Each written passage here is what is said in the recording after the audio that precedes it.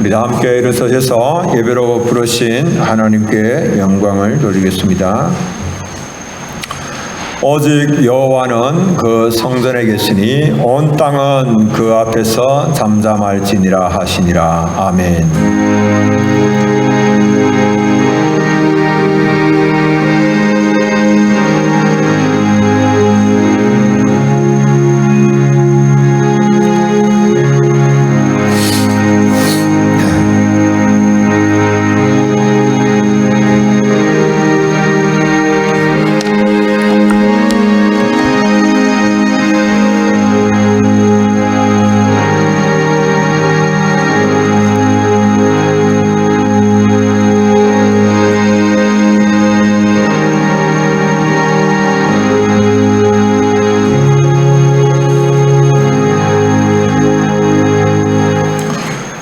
거룩하시고 영화로우신 하나님 아버지, 영원히 저희들의 찬양과 경배를 홀로 받으시기에 합당하십니다.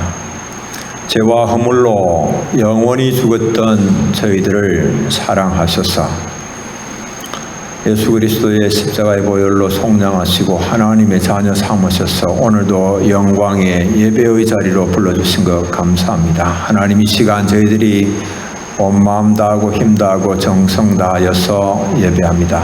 저들의 예배 가운데 성삼위 하나님 임재하셔서 영광을 받으시며 예배하는 모든 주의 백성들 심령 위에 예비하신 풍성한 은혜 내려 주시옵소서. 예수님의 이름으로 기도드립니다. 아멘. 찬송 23장입니다.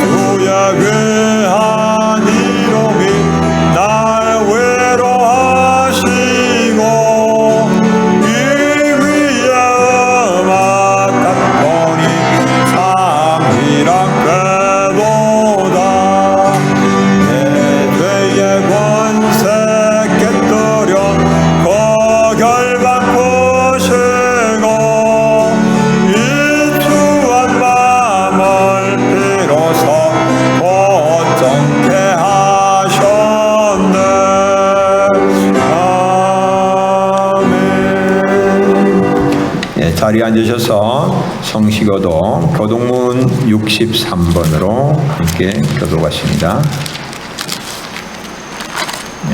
교동문 63번 시편 145편. 왕이신 나의 하나님이여, 내가 주를 높이고 영원히 주의 이름을 송축하리이다.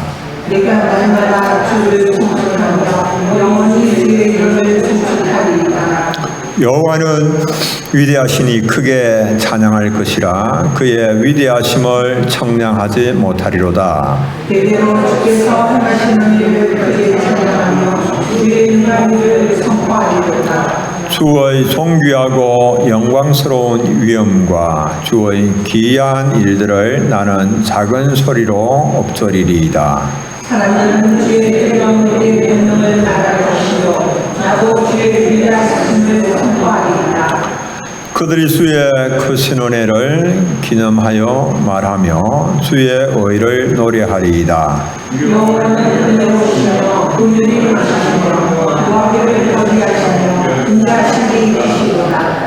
여호와께서는 모든 것을 선대하시며 그 지으신 모든 것에 긍휼을 베푸시는도다.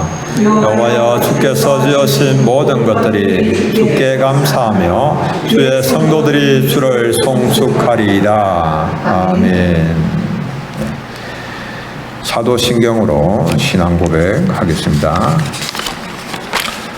나는 전능하신 아버지 하나님 천지의 창조주를 믿습니다. 나는 그의 유일하신 아들 우리 주 예수 그리스도를 믿습니다. 그는 성령으로 잉태되어 동정녀 마리아에게서 나시고 본디오 빌라도에게 고난을 받아 십자가에 못 박혀 죽으시고 장사된 지 사흘 만에 죽은 자 가운데서 다시 살아나셨으며 하늘에 오르시어 전능하신 아버지 하나님 우편에 앉아 계시다가 거기로부터 살아있는 자와 죽은 자를 심판하러 오십니다. 나는 성령을 믿으며 거룩한 공교회와 성도의 교제와 죄를 용서받는 것과 몸의 부활과 영생을 믿습니다. 아멘. 찬송 400장입니다.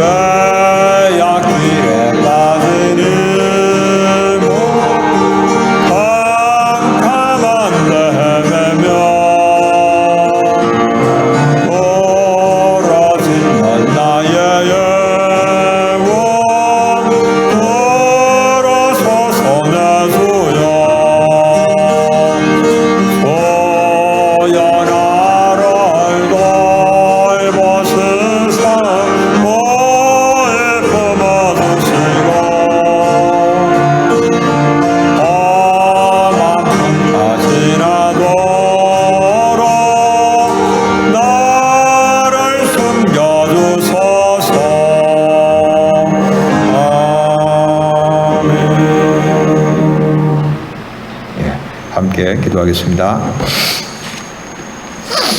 결실의 계절 가을을 허락하여 주신 하나님 아버지 은혜를 감사합니다. 태풍과 장마로 또 많은 피해를 입었지만은 그 가운데서도 변함없으신 하나님의 은혜 가운데 또 가을이 무르익어가게 하심을 감사합니다. 우리의 인생에 또 많은 시련과 고난을 겪지만은 그러나 그 사람이 또 연약하며 후패해져 가는 가운데서도 우리의 속사람은 하나님의 은혜로 날로 새롭게 또 변화해가는 은혜 허락해 주신 것 감사를 드립니다. 저희들은 다 예수 그리스도의 보배로운 피로 핏값으로 구속받은 자들 하나님의 자녀들입니다. 하나님 또한 우리에게 자녀 삼아 주실 뿐만 아니라 온갖 좋은 은사들을 또 선물로 허락하여 주셔서 누리게 하신 것 감사합니다. 하나님 이 시간도 저희들에게 있는 모든 좋은 것들 주님께로부터 오지 아니한 것 아무것도 없음을 믿음으로 고백합니다. 우리를 향하신 하나님의 뜻은 가장 선하고 아름답습니다. 그러나 여전히 저희들은 하나님 앞에 온전히 순종하지 못하는 연약한 자들입니다. 온갖 계산하며 또 내 생각대로 내 원대로 행하고자 하는 악한 자들임을 고백을 합니다. 하나님, 오늘도 말씀으로 또 저희들에게 찾아오셔서 우리 속에 있는 하나님을 대적하여 높아져 있는 모든 이념과 사상의 견고한 진들이 허물어지게 하시고 우리 속에 새 사람, 우리 하나님께서 기뻐하시는 모습으로 세워질 수 있도록 은혜 베풀어 주시옵기를 원합니다. 하나님, 지금은 온 세계가 코로나19로 인하여서 고통 중에 있습니다. 하나님, 저희들을 불쌍히 여겨 주시옵기를 원합니다. 속히 주의 은혜로 백신과 치료약이 또 개발되며 하나님, 저희들이 코로나로부터 자유하게 하시고 이 모든 것이 하나님의 장중에 있음을 믿음으로 고백하며 주님 앞에 또 온전히 부복할 수 있는 저들 되게 하여 주시옵기를 원합니다. 사랑하는 주님, 이 나라와 이 민족 불쌍히 여겨주시고 세워주신 위정자들을 통하여서 우리 대한민국이 또 공평하고 정의로운 나라로 세워져 갈 수 있도록 은혜 베풀어 주시옵기를 간절히 원합니다. 사랑하는 주님, 북한 땅에 있는 고통받는 많은 주의 백성들, 주님 긍휼을 베풀어 주시옵기를 원합니다. 하나님 아버지, 북한에 있는 모든 하나님 대적하는 악한 주체 사상들이 다 허물어지게 하시고 다시 한번 하나님 그 평강이 옛날 동방의 예루살렘으로서의 모습을 회복하며 그곳으로부터 하나님 복음이 땅끝까지 또 퍼져나가며 그곳에서 남과 북이 하나 되어서 하나님 앞에 예배할 수 있는 은혜 베풀어 주시옵기를 간절히 원합니다. 주님, 우리 정관 한빛교회 허락하여 주신 2020 153 비전, 저희들은 부족하고 연약하지만 우리 하나님의 은혜 가운데에 하나님, 우리가 아무것도 할 수 없는 그 순간에 깊은 바다 속에 던져져 있는 그 순간, 하나님 아버지 죽음을 맛볼 수밖에 없는 그 순간이지만은 그때에 주님께서 우리를 건지시며 새롭게 하시며 부흥케 하시며 하나님의 뜻을 이루시며 하나님의 나라를 그곳에 온전하게 세우심을 죄로 하여금 목도할 수 있는 은혜 허락하여 주시옵기를 원합니다. 하나님, 오늘도 마음에는 원이지만은 여러 가지 행편과 사정으로 주님 앞으로 나오지 못한 교우들 있습니다. 돌아보시고 동일한 은혜 가운데 인도하여 주시며 이 시간 예배의 모든 순수마다 성령 하나님 기름 부으시며 영광을 받으시고 저희들에게는 한량없는 은혜 베풀어 주시옵기를 원합니다. 예수님의 이름으로 기도드립니다. 아멘.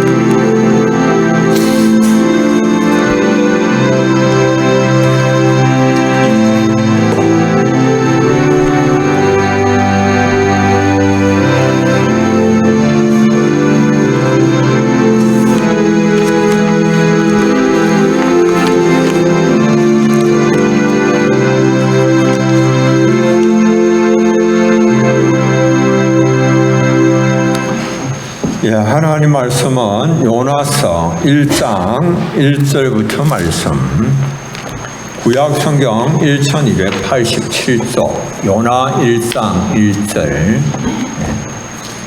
제가 말씀을 봉독하겠습니다. 여호와의 말씀이 아미떼의 아들 요나에게 임하니라. 이르시되 너는 일어나 저 큰 성읍 니느웨로 가서 그것을 향하여 외치라. 그 악독이 네 앞에 상달되었음이니라 하시니라. 그러나 요나가 여호와의 얼굴을 피하려고 일어나 다시스로 도망하려 하여 욥바로 내려갔더니 마침 다시스로 가는 배를 만난지라. 여호와의 얼굴을 피하여 그들과 함께 다시스로 가려고 배삭을 두고 배에 올랐더라. 아멘. 이 시간 찬양으로 하나님께 영광 돌리겠습니다.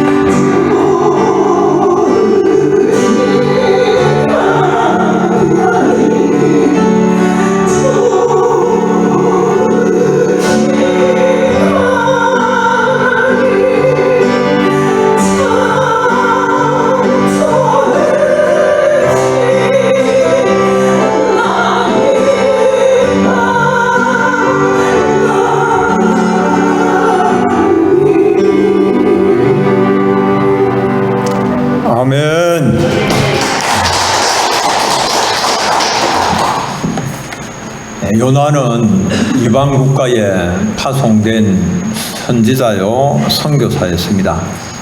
요나라고 하는 그 이름의 뜻은 비둘기입니다. 그는 악독한 니느웨, 하나님과 원수된 자들, 그리고 멸망을 눈앞에 두고 있는 자들에게 하나님의 말씀을 전하여서 또 회개케 함으로 니느웨의 용서와 평화를 정착시킨 선지자였습니다. 니느웨가 활동하던 시대는 이스라엘의 요아스와 여로보암 2세 때였습니다. 그 당시 이스라엘은 전성기를 구가하고 있었습니다. 그 반면에 아수르는 나약한 왕들로 인하여서 국력이 아주 약한 상태였습니다.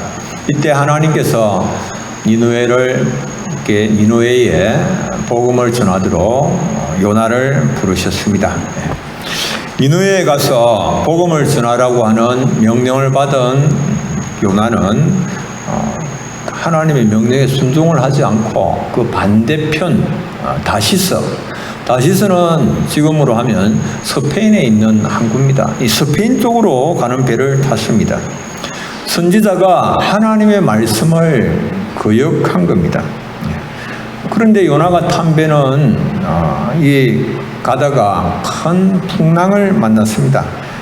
배가 거의 깨어질 위기에 처했습니다. 풍랑의 위기를 극복하기 위하여서 선원들은 모든 방법을 다 동원을 했습니다. 그러나 아무런 소용이 없었습니다. 마지막으로 이제 제비를 뽑아서 요나를 바다로 던졌습니다. 큰 바람을 보내셨던 하나님은 바다에 큰 물고기를 준비를 하셔서 요나를 삼키게 하셨습니다. 사람들은 이 큰 물고기가 고래가 아닌가 하지만은 그 지중해에는 그런 고래는 없고 이제 큰 상어일 것으로 그렇게 짐작을 하고 있습니다. 요나는 이 큰 물고기 뱃속에서 3일을 보내면서 회개하고 그리고 하나님의 용서를 체험하고 하나님의 사랑과 자신의 사명이 얼마나 크고 중요한가라고 하는 것을 깨닫고 감사하면서 선지자로서의 모습을 회복을 하게 됩니다. 요나는 고기 뱃속에서 거듭남을 체험을 한 것입니다. 이 선지자의 길은 보통 어려움이 있을지라도 목숨을 걸고 하나님의 말씀을 전하는 것, 이것이 선지자의 길입니다. 때로는 매를 맞기도 하고 복음을 전하다가 옥에 갇히기도 합니다. 감당하기 위하여서 엄청난 대가를 지불하면서 복음 전파하는 길을 걸어갑니다. 어려움을 당하지만은 포기를 하지 않습니다. 엘리야 선지자는 여러분들 잘 아시는 것처럼 이세벨의 살해 위협으로 인하여서 두려움이 극에 달했습니다. 그래서 그 고통을 스스로 이겨내지 못하여서 죽기를 자청할 정도였습니다. 그러나 포기하지 아니하고 걸어가는 것, 그것이 선지자의 길입니다. 그런데 요나는 선지자로 부름을 받았습니다. 그런데도 불구하고 니느웨로 가서 복음을 전하라고 하는 하나님의 명령을 거역을 합니다. 어떤 이유에서 거역을 합니까? 그에게 지금 큰 어려움이 닥쳤습니까? 어떤 어려움도 없습니다. 방해가 있습니까? 어떤 방해도 없습니다. 그럼에도 불구하고 하나님의 명령을 불순종하고 다시스로 도망하려고 합니다. 여러분들 그 이유가 뭡니까? 요나는 하나님의 명령 앞에서 갈등했습니다. 이 하나님의 명령을 순종을 할 것인가 말 것인가 갈등을 했습니다. 선지자로서는 당연히 하나님의 말씀에 명령에 순종을 해야 되겠는데, 그런데 요나는 이 순종과 불순종의 길에서 서서 갈등을 하다가 불순종의 길을 택합니다. 이 이유가 굉장히 아이러니합니다. 자신이 스스로 그 이유를 언급을 하는데 그 이유가 하나님의 은혜로우심과 자비로우심 때문에 그것을 감당하지 못하겠다, 그렇게 말합니다. 나중에 요나서 4장 2절에 보면 여호와께 기도하여 이르되 여호와여 내가 고국에 있을 때에 이러하겠다고 말씀하지 아니하였나이까? 그러므로 내가 빨리 다시스로 도망하여 사오니 다시스로 도망한 이유를 이제 이야기합니다. 주께서는 은혜로우시며 자비로우시며 노하기를 더디하시며 인애가 크시사 뜻을 돌이켜 재앙을 내리지 아니하시는 하나님인 줄 내가 알았음이니이다. 그렇게 말을 합니다. 하나님은 은혜로우시고 자비로우시기 때문에 자신의 사역으로 니느웨에 가서 복음을 전하고 그리고 니느웨가 뉘우치고 회개하면 하나님께서 용서해 주실 것이 뻔하기 때문에 그 뻔한 결과를 생각을 하면서 이 요나가 갈등을 했다라고 하는 겁니다. 선지자에게서 자기가 복음을 전하여서 죄인이 그 복음을 듣고 회개하고 돌아오는 것보다 더 보람되고 더 가치 있는 일이 무엇이 있겠습니까? 그런데 왜 요나는 니느웨가 회개를 하고 용서함을 받고 하나님 앞에서 회복되는 이것을 왜 그토록 싫어했는가라고 하는 겁니다. 그 당시 이사야 선지자가 앞으로 이스라엘이 아수르에 의해서 멸망당할 것이다 라고 하는 것을 예언을 했고 이 요나 선지자는 그 예언을 너무나도 잘 알고 있었습니다. 그래서 악독한 니느웨에 의해서 자신의 조국 이스라엘이 멸망당하는 것보다 오히려 그 니느웨는 아수르의 수도입니다. 니느웨라고 말을 하면 우리가 아수르라고 그렇게 들으면 되겠죠. 이 아수르가 오히려 자신들의 악독한 죄 때문에 하나님 앞에서 멸망당했으면 좋겠다라고 하는 그 마음이죠. 그것이 자신의 조국 이스라엘에 유익이 된다라고 생각을 한 겁니다. 그래서 하나님의 명령에 따라서 니느웨로 가지 않고 요나는 다시스로 가는 배를 탔습니다. 선지자요, 선교사로서 사명과 그리고 이스라엘의 백성으로서 나라의 유익을 구하는 그 마음, 그 두 가지가 충돌을 한 겁니다. 조국 이스라엘을 멸망시킬 원수의 나라의 유익을 위해서 자신이 활동을 할 수가 없다라고 하는 겁니다. 이 엄청난 갈등 속에서 하나님의 낯을 피하여서 다시스로 가는 배를 타고자 했습니다. 요나가 다시스로 가기 위하여서 욥바로 내려갔습니다. 그런데 그 내려가는 그 길에 참으로 순적했습니다. 순풍에 돛단 듯이 하나님께서 그 길에 함께 해주시는 것처럼 길을 열어주시는 기라도 하는 것처럼 아무런 어려움 없이 그 길로 내려갔습니다. 그러나 그 길은 내려가는 길입니다. 그 길은 내려가는 길은 하나님으로부터 멀어지는 길입니다. 하나님의 말씀을 거역하는 길입니다. 내려가는 길은 바닥으로 떨어지는 고속도로를 타는 것과 같습니다. 고속도로를 타면 중간에서 돌리는 것이 쉽지를 않습니다. 돌이키기가 쉽지가 않습니다. 내려가기 시작하면 잘 멈추어지지를 않습니다. 요나는 계속해서 내려가서 바닥에까지 이르게 됩니다. 욥바로 내려간 그는 다시스로 가는 배를 타고 그 배 밑층에 내려가서 잠들었습니다. 여기에서 그치지 아니하고 또 바다에 던져졌고 바다 밑바닥에 떨어졌고 그리고 거기 배 속에까지 들어가게 되었습니다. 하나님의 얼굴을 피하여서 내려가려고 하는 그 인생, 가장 밑바닥에까지 계속해서 떨어지게 됩니다. 처음에는 순풍을 만난 듯이 그렇게 순탄한 듯이 보였지만 마침내 가장 밑바닥에까지 떨어지는 것입니다. 그 밑바닥은 자신이 아무것도 할 수가 없는 곳입니다. 아무것도 자신의 힘으로 할 수 있는 것이 없습니다. 힘들어도 우리는 내려가는 길이 아닌 올라가는 길을 선택을 해야 됩니다. 내가 왕이 되는 길이 아닌 주님이 우리의 왕 되시는 그 길을 선택을 해야 됩니다. 어려워도 불순종하는 길이 아니라 순종하는 길을 선택하고 나가야 됩니다. 내 뜻이 이루어지는 길이 아니라 주님의 뜻이 이루어지는 그 순종의 길을 나가야 됩니다. 불리한 결과가 비록 예상이 된다고 할지라도 순종의 길 붙잡고 나가야 됩니다. 어려움과 고난이 순종의 길에 기다리고 있다고 할지라도 그 길을 우리는 포기를 하면 안 됩니다. 사랑하는 우리 교우님들, 요나처럼 하나님의 말씀과 국가의 유익이 충돌할 때에 우리는 어떤 길을 걸을 것인가. 그래서 이것 가운데서 제가 오늘 말씀의 제목을 교회와 국가라고 그렇게 정했습니다. 교회와 국가는 모두 하나님께서 내신 기관입니다. 교회도 하나님께서 내신 영혼을 돌보는 것이고, 국가도 또 우리의 세속의 모든 질서를 위하여서 하나님께서 내셨습니다. 모든 권세는 하나님께로부터 나지 아니함이 없습니다. 국가와 국가의 권세도 하나님께서 주신 것입니다.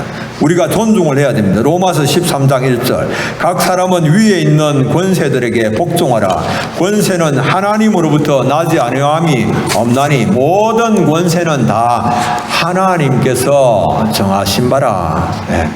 교회와 국가는 서로에게 종속이 되는 것이 아닙니다. 모두 하나님께 종속이 됩니다. 양자는 서로 협력하여서 하나님의 공평과 정의를 이루고 하나님의 영광을 나타내야 됩니다. 그런데 이 중세를 교황권과 황제권의 대립의 역사라고 부를 정도로 이 교회와 국가 간의 대립은 오래된 해묵은 그런 문제입니다.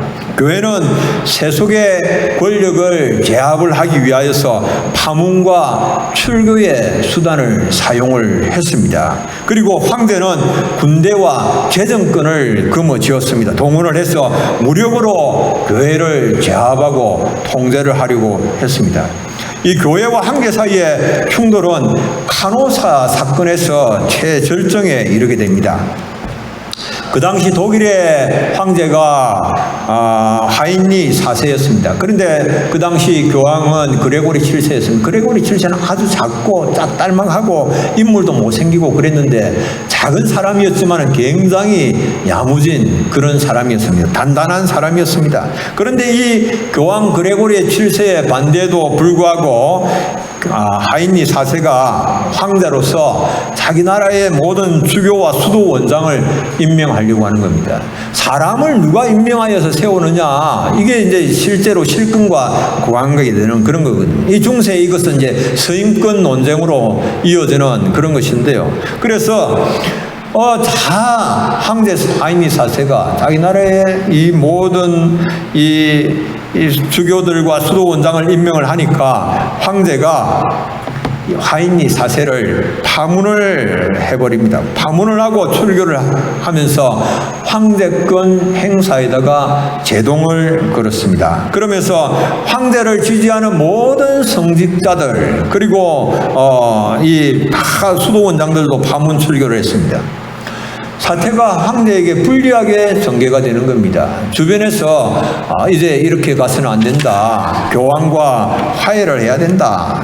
그렇게 조언을 했습니다. 충고를 했습니다. 그러니까 황제 하인리 4세가 1077년에 혹독한 추운 겨울의 날씨였는데 1월에 자신의 아내와 아이들을 데리고 그 당시 교황이 머물고 있는 카노사 성으로 가서 눈밭에서 3일 동안 그곳에서 무릎을 꿇고는 교황의 용서를 구하여서 용서를 얻어내고 파문에서 회복이 됐습니다. 복권이 됐습니다. 이것을 카노사 굴욕이라고 그렇게 부릅니다. 그런데 갈등은 여기에서 그치지를 않습니다. 황제 하인리 4세는 교회 회의를 소집을 합니다. 교회 회의를 소집을 하면서 이제 우리는 교황의 모든 의무가 없다라고 교황과 상관이 없음을 선언을 하고 자신들이 대립 교황을 자기들이 또 다른 교황을 선출을 합니다.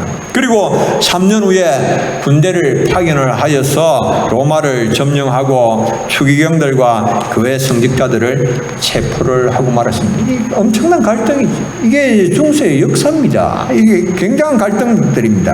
왜 이런 갈등들이 발생합니까? 탐욕 때문이죠. 모든 교권과 세속권 그것 어떻게 하든지 둘 다 잡으려고 하는 그런 욕심, 그것 때문에 이런 일들이 발생을 합니다. 그런데 예수님은 뭐라고 말씀하십니까? 가이사의 것은 가이사에게, 그리고 하나님의 것은 하나님의 바치라. 예수님 그렇게 말씀하십니다. 서로의 존재와 영역을 서로 인정하고 존중하라. 그렇게 말씀을 하신 것입니다. 여러분들 국가와 권세에 대하여서, 역할에 대하여서 국가와 권세가 어떤 일을 해야 되는가, 국가가 어떤 일을 해야 되는가 성경은 말씀을 하고 있습니다. 로마서 13장 3절로 4절. 다스리는 자들은 선한 일에 대하여 두려움이 되지 않고 악한 일에 대하여 되나니 내가 권세를 두려워하지 아니하려느냐.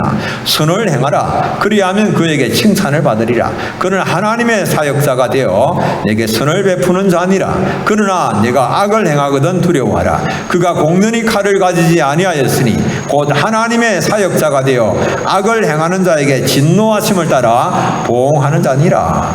권세, 국가가 칼을 가진 것은 백성들로 하여금 선을 행하도록 하기 위해서입니다.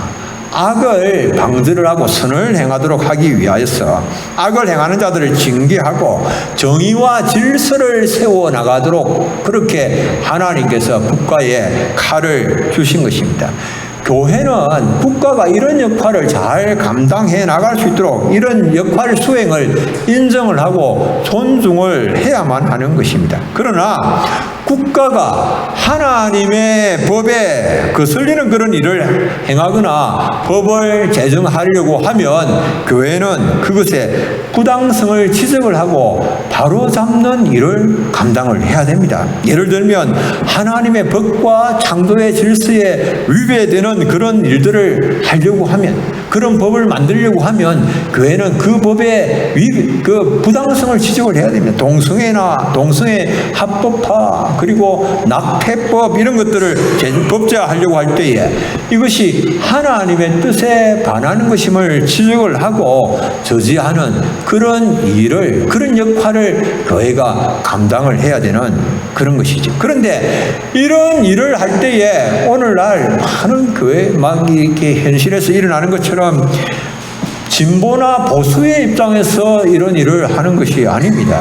하나님의 말씀 위에서 이 역할을 수행을 해야 됩니다. 교회가 보수다, 진보다라고 말을 할 수가 없습니다. 왜 그렇습니까? 진보와 보수가 모두 완전한 것이 아니기 때문입니다. 여러분들 진보가 완전합니까? 보수가 완전합니까? 어떻게 보수의 악이 없으며 진보의 악이 없을 수가 있겠습니까? 보수도 진보도 모두가 다 악을 포함을 하고 있습니다. 성경은 뭐라고 말씀하십니까? 우리가 좌로 우로 치우치지 말고 악에서 떠나야 할 것을 말씀을 합니다. 잠언 4장 27절. 좌로나 우로나 치우치지 말고 내 발을 악에서 떠나게 하라. 여러분들 기독교를, 교회를 보수나 진보 그 동일시하면 안 됩니다. 우리는 국민의 한 사람으로서는 자신이 입장을 정할 수는 있어요.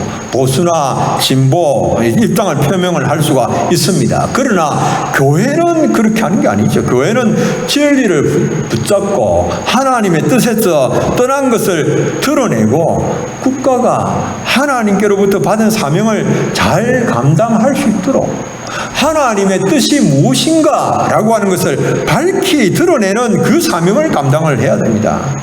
교회는 진리를 보수하는 입장에서는 보수입니다. 진리를 지키는 입장에서는 보수입니다. 그러나 잘못된 문제를 고치고 바로잡고 개혁해 나가는 입장에서는 진보입니다. 교회는 보수도 되고 진보도 됩니다. 여러분들 오늘 친일 문제 그리고 반중 문제들이 많은 갈등을 겪고 있습니다. 교회도 막 친일이나 반중이나 이런 거에 따라서 사람들의 마음이 자꾸만 이렇게 저렇게 그것에 따라서 휩쓸리고 마음이 힘들고 어렵기도 하고 그렇습니다. 성경은 여러분들 무엇을 말합니까? 반일도 아닙니다. 반중도 아닙니다. 요나 선지자가 이스라엘과 이 대적 관계에 있는 아수르를 미워하여서 하나님의 명령을 거역하게 됩니다. 교회가 반일을 한다면 어떻게 하나님께서 맡겨주신 일본 선교의 사명을 어떻게 감당할 수 있겠습니까? 일본을 사랑하면서 어떻게 일본을 품고 기도하는 일을 반일을 하면서 어떻게 교회가 감당할 수가 있겠습니까? 반중을 하면서 하나님께서 아끼시는 수많은 중국의 영혼들을 위하여서 어떻게 기도하고 복음 전하는 그 사명을 감당을 할 수가 있겠습니까? 교회는 친일도 반일도 아니고 반중도 친일도 아닙니다. 교회는 진리당, 복음당이 되어야 됩니다. 땅 끝까지 복음 전거하는 역할을 감당을 해야 되는 겁니다. 좌우로 치우치지 않고 악에서 떠나는 우리 모든 성도님들이 다 되시길 바랍니다. 두 번째, 이 거역의 길에서 돌이키기에 요나의 양심은 너무나도 무디어 있었습니다. 하나님의 명령을 거역하고 스페인으로 가는 배를 탄 요나는 어디까지 내려갑니까? 큰 폭풍이 일어나서 배가 깨어지는 그런 상황에까지 내려갑니다. 사공들은 다 두려워하면서 각각 자기 신들을 부르면서 배를 가볍게 하려고 물건들을 바다에 던지고 배를 구하기 위해서 사투를 벌이고 있습니다. 그런데 요나는 배 맨 밑층에 내려가서 깊은 잠에 빠져 있습니다. 여러분들, 왜 지금 이런 풍랑이 발생했습니까? 왜 지금 배가 깨어질 위기에 처해 있습니까? 바로 요나 자신의 불순종 때문에 이런 일이 생긴 거 아닙니까? 성객들은 모두 파산을 면하기 위해서 노력을 기울이고 있는데 어떻게 자기 때문에 이런 일이 일어났음에도 불구하고 혼자서 깊이 배 밑창에서 잠에 빠져들 수가 있습니까? 무책임하지요, 여러분들. 이게 참 심령이 어둡고 양심이 마비된 그런 모습입니다. 자신과 아무런 상관이 없는 것처럼 그 배가 지금 파손의 위기에 빠져 있는데 모든 사람들이 다 이 죽음의 직면에 있는데 이것이 자신과는 아무런 상관이 없는 것처럼 생각하는 것. 이 요나의 영적 상태를 말해주고 있습니다. 과연 아담과 하와의 후손답습니다. 아담과 하와는 엄청난 불순종 후에도 날이 서늘할 때에 산책 나갔습니다. 유쾌하게 산책을 나갔습니다. 그때에 동산을 거니시는 하나님을 만나지 아니하였다면 동산 나무 사이에 숨지도 아니하였을 것이며 자신의 죄가 무엇인지 불순종이 무엇인지도 알지도 못하였을 것이고 회개하지도 아니하였을 것입니다. 회개에 합당한 열매를 맺을 수가 없는 소망이 없는 존재가 바로 인생입니다. 여러분들, 우리가 양심하지만은 이런 것이 바로 인간의 양심입니다. 우리가 내 양심을 두고 맹세한다라고 말하지만 여러분들, 그 양심이 어떤 양심입니까? 타락한 양심 아닙니까? 죄로 인하여서 부패해진 그런 양심 아닙니까? 양심적인 존재이지 못합니다. 우리가 죄악의 깊은 잠에 빠져 있습니다. 거짓말하고 범죄하면서도 별 양심의 가책을 느끼지를 않습니다, 사람들이. 요나 선지자는 자신의 불순종으로 인하여서 배 전체가 지금 위기에 빠졌지만은 자신은 깊은 잠에 빠져 있습니다. 영적인 잠에 취해 있는 겁니다. 하나님께서 바람을 보내셔서 그 배를 흔들기까지, 요나 자신이 이 바다에 던져지는 그 순간이 되기까지 그는 깨달지를 못하는 겁니다. 오늘날 수많은 사람들이 신앙생활을 하면서도 하나님의 말씀으로 구원받고 하나님의 말씀에 이제 순종하면서 살아간다라고 그렇게 고백을 하면서도 이념과 사상에 동의되어서 하나님의 말씀을 불순종하면서 거역하는 길을 걸어가고 있는 사람들이 얼마나 많이 있습니까? 이념과 사상에 눈이 멀어서 거역의 걸음을 걸어갑니다. 그것이 죄인 것조차 생각하지 못하는 것입니다. 여러분들, 어떻게 그것을 깨뜨릴 수가 있습니까? 하나님의 말씀을 만나기 전까지는 깨달지를 못하고 그것을 깨뜨리지를 못하는 거죠. 어떻게 무엇으로 깨뜨릴 수 있습니까? 하나님의 능력, 하나님의 말씀이 아니면 우리의 그런 어리석음을 깨뜨리지 못하고 극복하지 못하는 겁니다. 고린도후서 10장 4절로 5절 우리의 싸우는 무기는 육신에 속한 것이 아니요 오직 어떠한 전도 무너뜨리는 하나님의 능력이라. 모든 이론을 무너뜨리며 하나님 아는 것을 대적하여 높아진 것을 다 무너뜨리고 모든 생각을 사로잡아 그리스도에게 복종하게 하니. 여러분들, 하나님의 능력 아니면 견고한 진들을 짜고 있는 우리의 모든 생각과 이념, 사상들을 깨뜨릴 수 있는 방법이 없습니다. 하나님의 말씀 앞에서, 말씀을 통하여서 하나님을 만나시고 모든 이념과 세상, 사상과 생각들을 다 내려놓고 그리스도에게 복종하는 여러분들 되시면 좋겠습니다. 신앙생활을 하면서도 계속해서 자기 생각만 고집하고 자기가 지금까지 경험했던 것만 고집을 하고 자기 사상만 계속해서 이야기하고 하나님의 말씀을 붙잡지 아니하고 살아가는 것, 이건 여러분들 신앙생활이 아닙니다. 세 번째로, 하나님은 요나를 위하여서 태풍과 물고기를 준비를 하셨습니다. 아수를 미워하는 마음으로 하나님의 명령을 거역을 하고 다시스로 가고자 하는 요나의 계획, 순풍에 돛단 듯이 진행이 되었습니다. 요파 항에서 다시스로 가는 배를 만나게 되었습니다. 배삭을 주고 그리고 배에 올라탔습니다. 배 밑층에 가서 잠이 들었습니다. 여호와께서 큰 바람을 내심으로 큰 폭풍으로 배가 거의 깨어지게 되기까지는 모든 일들이 다 순조롭고 순탄했습니다. 그러나 그것은 무엇입니까? 그것은 거짓 평화입니다. 거짓 평화, 거짓 안전입니다. 네. 태풍 전야의 고요와 같은 그런 것입니다. 하나님은 태풍으로 요나를 흔드셔서 요나가 누리고 있던 거짓 평화와 안전을, 힘을 깨뜨리셨습니다. 요나는 큰 태풍으로 바다 밑까지 내려가게 되었습니다. 그곳에서 그가 할 수 있는 것은 아무것도 없었습니다. 바다 밑에서 아무것도 할 수가 없습니다. 그러나 그 요나의 끝이 바로 하나님의 시작입니다. 요나의 죽음이 바로 새 생명으로 거듭나는 생명의 시작입니다. 태풍을 준비하신 하나님은 큰 물고기도 준비를 하셔서 요나를 삼키게 하셨습니다.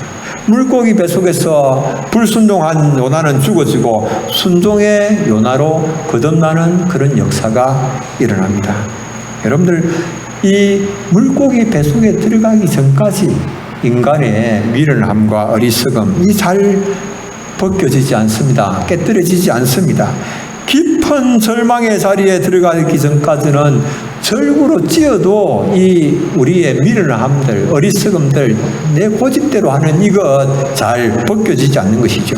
잠언 27장 22절 미련한 자를 곡물과 함께 절구에 넣고 공이로 찧을지라도 그의 미련은 벗겨지지 아니하느니라. 참 여러분들이 비유를 멋지게 했습니다. 절구에 넣고 공이로 찧어도 그 미련이 벗겨지지 아니한다라고 하는 겁니다. 하나님은 우리를 새롭게 하시기 위해서 절망의 깊은 바다 속으로 집어넣으십니다. 그러나 그 절망의 깊은 바다에서 큰 물고기를 준비하시는 분도 하나님이십니다. 그곳에서 우리의 거듭남을 하나님께서 이루시는 거예요. 절망으로 끌고 가셔서 우리가 할 수 없는 그것을 하나님께서 하시는 거죠. 내가 아무것도 할 수 없는 그 순간에 하나님은, 전능하신 하나님의 손길이 우리와 함께 하셔서 나를 새롭게 변화시키고 바꾸어 놓으시는 그런 일을 하나님께서 하시는 겁니다. 여러분들, 결론입니다. 큰 바람과 큰 물고기를 준비하셔서 요나를 새롭게 하신 주님께서 오늘 우리에게 원하시는 모습은 어떤 것일까요? 그 주님은 우리에게 어떤 모습을 원하시고 계십니까? 풍랑이는 그 배의 선원들의 모습을 한번 생각을 해보십시오. 선원들은 한 생명을 구원하기 위하여서 최선을 다합니다. 요나 한 사람을 구원하기 위하여서 그 배에 있는 모든 물건들을 다 던지면서 마지막 순간까지 요나를 포기하지 아니하고 붙잡으려고 그렇게 최선을 다하죠. 이방인들이 그랬습니다. 이방 선원들입니다. 오늘 우리는 어떻습니까? 한 사람, 한 생명을 소중히 여기면서 구원하기 위해서 최선을 다하는 그런 모습입니까? 버려진 한 영혼 구원하기 위하여서. 우리는 오늘 수많은 생명과 그리고 방등불이 주는 그늘의 유익, 그 유익 중 어떤 것을 우리가 더 소중하게 생각하고 있습니까? 어떤 것에 마음을 빼앗기고 있습니까? 내 마음대로, 내 고집대로, 내 하고 싶은 대로, 내 이념과 생각에 따라서, 내 가치관에 따라 살아가는 그것만 가장 중요하고, 수많은 생명들, 버려진 생명들, 잃어진 생명들에 대한 하나님 아버지 마음을 생각하지 못하고 있는 그런 우리의 모습은 아닙니까? 잃어버린 영혼들을 위해 향한 하나님의 마음, 그 마음을 여러분들 품고 또 이번 한 주간을 또 사시고, 내가 죽어짐으로 인하여서 다른 사람들이 살아나는 것을 경험하는 그런 우리 사랑하는 교우님들 다 되시길 바랍니다. 기도하겠습니다. 하나님 아버지 은혜 감사합니다. 수많은 이해 관계의 충돌 속에서 저희들은 여전히 내 자신의 유익만을 우선으로 생각하는 정말 이기적이고 그리고 아주 어리석고 미련한 심령의 소유자들임을 고백을 합니다.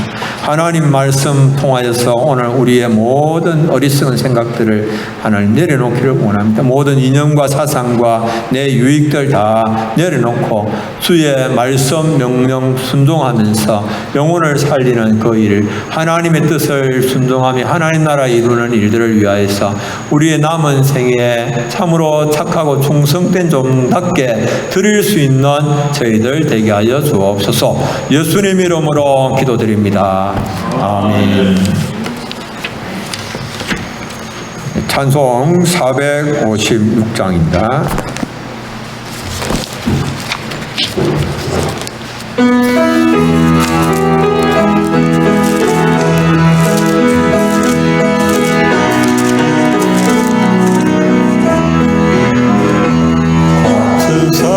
세상에서 실패하거든 어선 못하고 만들어 고대를 하다가 힘을로도 어선 못하고 만들어 어선 못하고 만들어 어선 못하고 만들어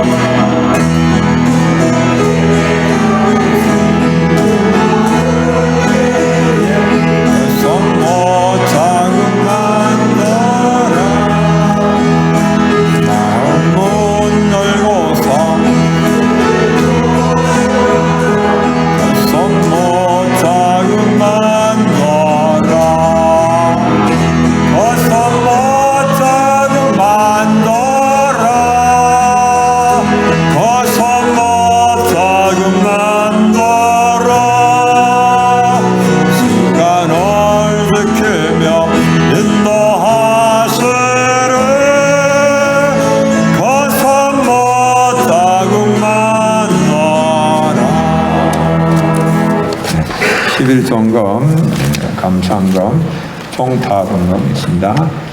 2020년 인생에서 가장 복된 해, 하나님의 능력과 경험을 경험하는 복된 날 되게 하실 줄 믿고 감사합니다. 선교헌금, 종탑헌금, 재난지원금, 주께서 푸른 소장으로 인도하심을 믿고 감사드립니다. 여호와 이레 주님 찬양합니다. 감사헌금, 감사헌금 드리겠습니다.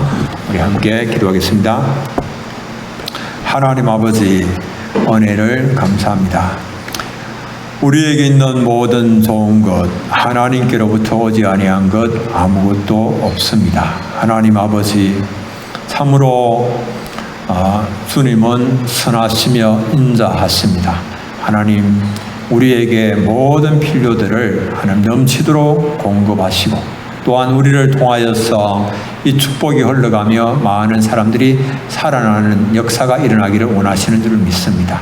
하나님, 오늘도 우리가 주의 뜻을 이루어 나가기를 원하며 주님 앞에 예물을 드립니다. 하나님, 물질만 아니라 우리의 마음을 드리며 우리의 각오와 결단을 드립니다. 하나님, 우리의 인생을 하나님 들어 사용하시며 성령의 기름을 부으셔서 수고하고 땀 흘리는 일들마다 풍성한 열매가 있게 하여 주옵소서.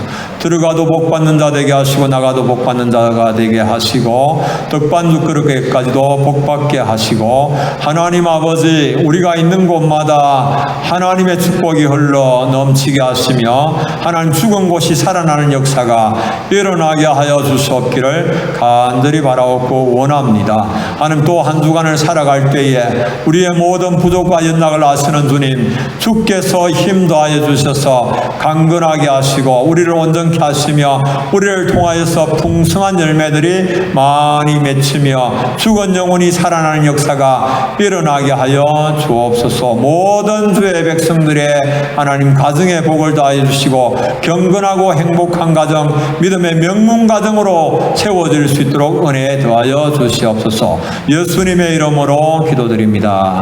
아멘.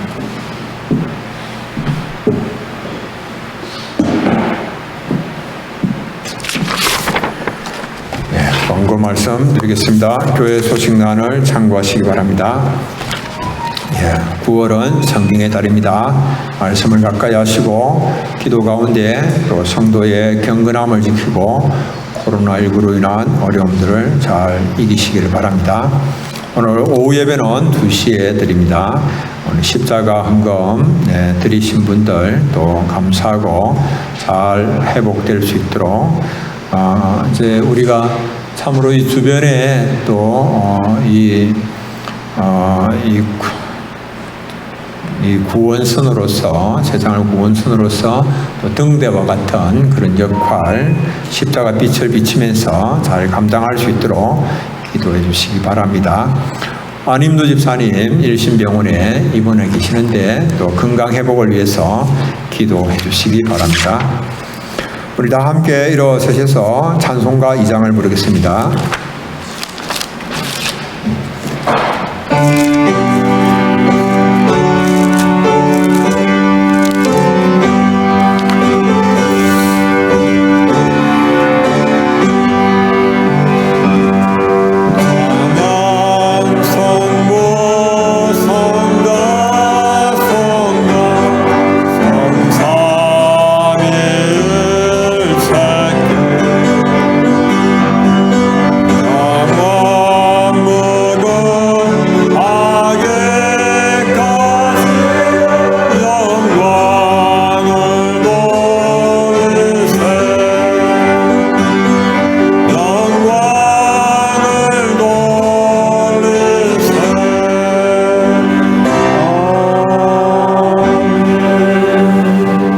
우리 주 예수 그리스도의 은혜와 하나님 아버지의 무한하신 사랑과 성령의 감화감동 위로교통 충만하심이 하나님의 말씀에 순종하여서 내 모든 생각과 내 모든 가치관 또 견고하게 짜여져 있는 모든 견고한 진들을 다 허물고 내려놓고 하나님의 말씀 명령 순종하여서 생명의 길 걸어가기를 원하는 예배한 모든 주의 백성들 머리 위에 영원토록 함께 있을지어다.